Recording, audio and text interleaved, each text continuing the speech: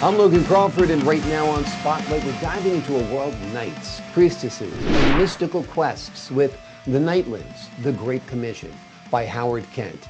This gripping fantasy follows a holy knight and a priestess on a quest to recover pieces of a legendary stone before a fearsome dragon claims them.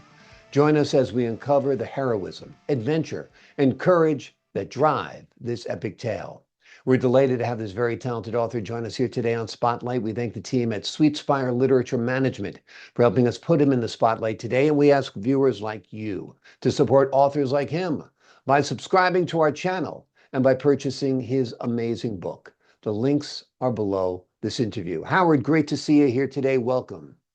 Thank you, Mr. Crawford. It's a pleasure being here. This is such a great epic tale. It feels in many ways like a timeless classic, but it's new and original, which is great for readers who love this genre. Tell us Thank you. an overview of the Knightlands. What's it about? Well, the overview of the Knightlands is a veteran knight and a priestess who go on this rabbit trail adventure because she has this calling to.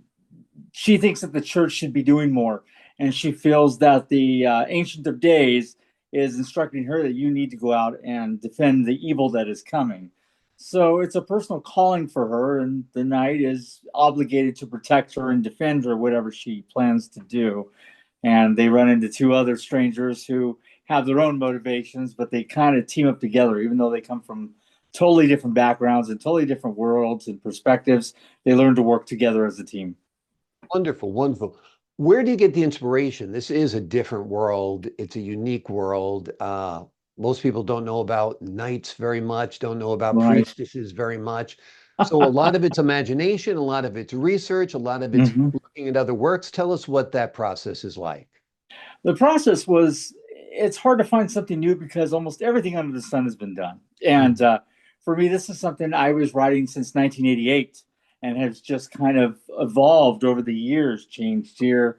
And it also helped the fact that I was involved during high school with role playing games like Dungeons and Dragons and things like that. I was a nerd, that got through this. So but why not? So I started writing adventures for other people who played and other things of that nature, and I just amalgamated those stories into an actual story.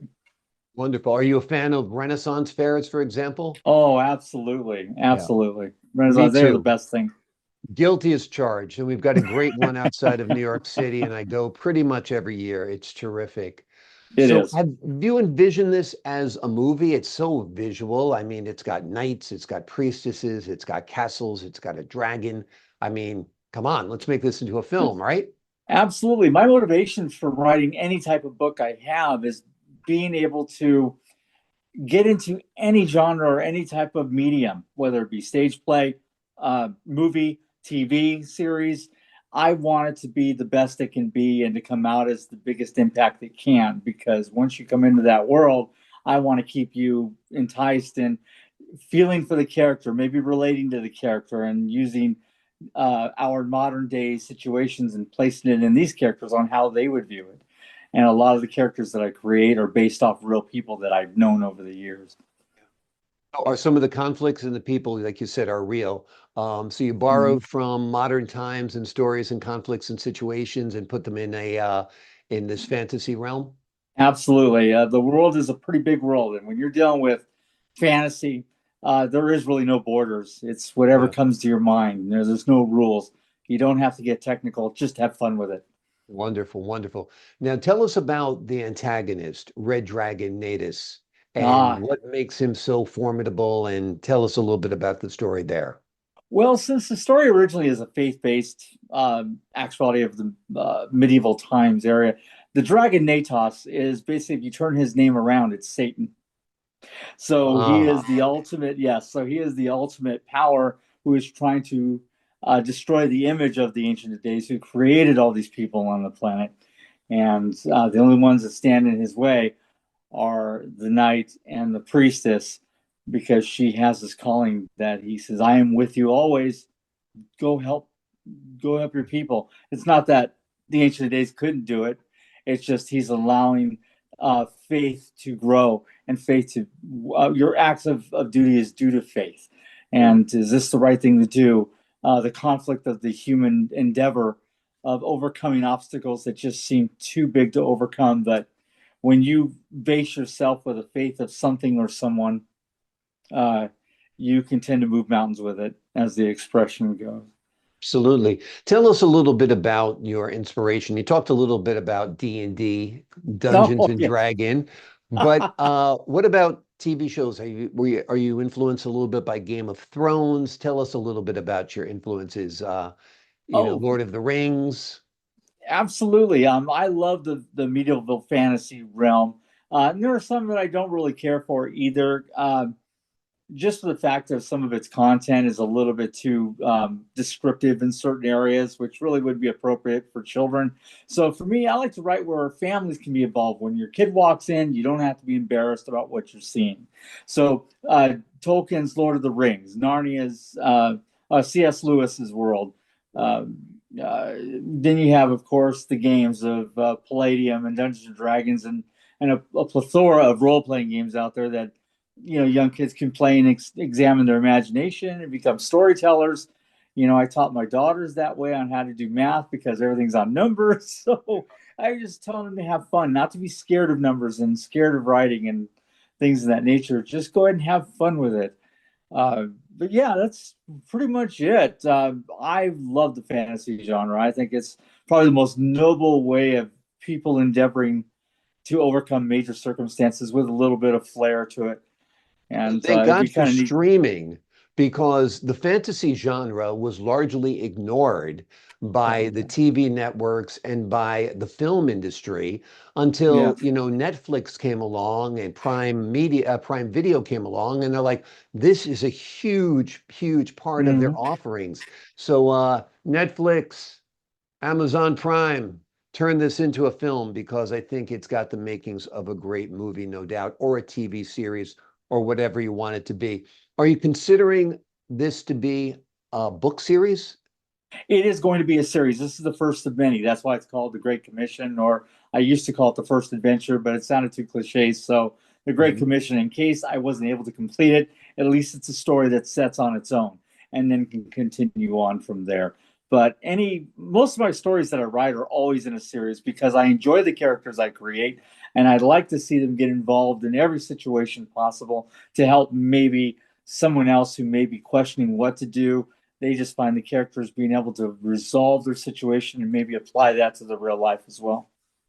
Who was your first reader when you were writing the book? Were you giving it chapter by chapter to someone, or did you wait for it to be complete? Tell us a little bit about the input you got from loved ones and friends. Well, my biggest fan of Ari is my fiance, Mhm. and she's stuck over in Russia, so she's mad she can't come back as of right now. So I send her through email the chapters to kind of go through it because one of the characters is based off of her, and then again, I've been writing for my family and friends with them included in stories since I was 8 years old, just Wow. writing and writing and writing.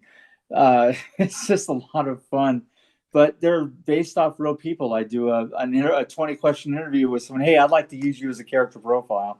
How would you like to be the responsibility of this character? And they say, okay. And then from there, I write for my family. My mom has enjoyed the novels. My aunts have enjoyed, my cousins. I can't wait to see the next book. They call me all the time. And I was Wonderful. like, yeah, I'll get it. I'll get it. But, I have life to deal with too. So I'll get it out as fast as I can. But they Exactly, really enjoy the exactly. book. How far are you into the sequel to this? Have you started writing it yet? Oh, absolutely. I've on another novel at the moment. I'm rebooting my very first novel, which was self-published back in 2011. Mhm. So things have changed since then. Okay. But as in for the Knightlands, I am also working on that on the side because of the request of seeing, well, what happens to the knight? What happens to the priestess? Because the storylines will continue to go on until they find these pieces of this magical orb to hopefully reunite the world together in peace, where the dragon Natas is looking for power, control, and to destroy the image of the Ancient of Days. Wonderful. Tell us about that first novel that you're rewriting that you wrote first and published first back in 2011. The first novel is also a faith-based story. It was when I went for the book signing, they said it was a combination between Touched by an Angel meets the X-Files. And it's that's quite a combination to kind of wrap your head around. But it is. It's about four protagonists who, a god tells them also in a dream that you've been chosen to become overcomers, which is the name of the book, The Overcomers. And they are given each a special gift according to what they've been given, and it's heightened to a supernatural level. Example: Samson with his strength, Solomon with his wisdom, that sort of thing.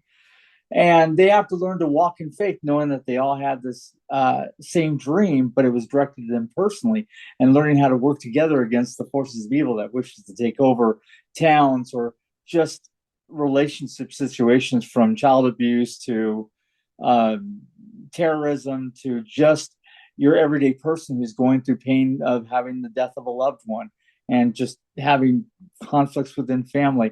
So it's again about the human endeavor and these characters trying to walk in faith to overcome whatever it is that is brought in front of them. Sounds terrific. Sounds like it's multi-layered, and it sounds like there's a lot to unpack within those pages, which is It great. has a Makes lot for, of characters. yeah, Tons of characters. Well, that's wonderful. Makes it an interesting read for sure. The Knightlands. Tell us about the role of faith in this book. Thane the Knight. He is a veteran knight who has seen a lot in his years.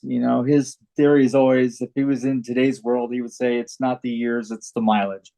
It's Yeah. he's very honorable. He's good to his word. He believes that a contract is just as good as a signed or a handshake. Yep. And he trusts you until being proven unworthy of trust. But he's also a very wise knight, to where he very active going, but he also stands back and sees the situation, because he has been born to protect and go in front lines of the war and things of that nature. So he's learned to be patient. He's learned to be very kind, especially to others. And that's where Thane comes in. He's just your honorable old school knight that is seeing the world change around him, and he's not liking it too well. He doesn't like change. Sounds good. Sounds good. In days of old, when knights were bold and handshakes were all you needed. That's right. That sounds great. The name of the book is The Knightlands, The Great Commission. It is the first in what will be a series written by Howard Kent. It is a gripping fantasy that follows a holy knight and a priestess on a quest to recover pieces of a legendary stone before a fearsome dragon claims them. You will uncover within the pages of this book stories of heroism, adventure, and of course, courage that drive this epic tale. It's highly recommended, very visual. As we said before, Hollywood, if you're listening, this would be a great film or TV series. Howard, thank you so much for joining me here today on Spotlight. Mr. Crawford, it's been an honor. Thank you.